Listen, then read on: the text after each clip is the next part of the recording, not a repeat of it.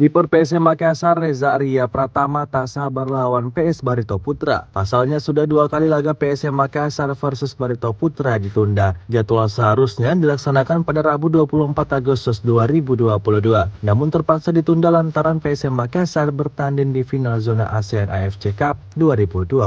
Lalu dijadwalkan ulang pada Senin 3 November 2022, tetapi ditunda lagi akibat tragedi Kanjuruhan Kabupaten Malang pada Sabtu 1 Oktober 2022.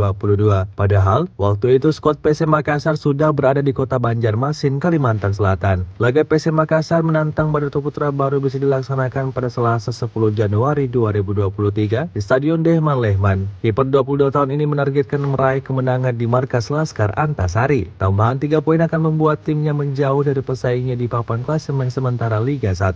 Tim berjuluk Laskar Pinisi saat ini di puncak klasemen dengan 33 poin. Jika menang dari Barito Putra, akan mengoleksi 36 poin. Selisih poin dengan Bali United dan Madura United menjadi 3 poin. Makanya Reza memohon doa dan dukungan kepada masyarakat Makassar dimanapun berada, serta pecinta PSM Makassar.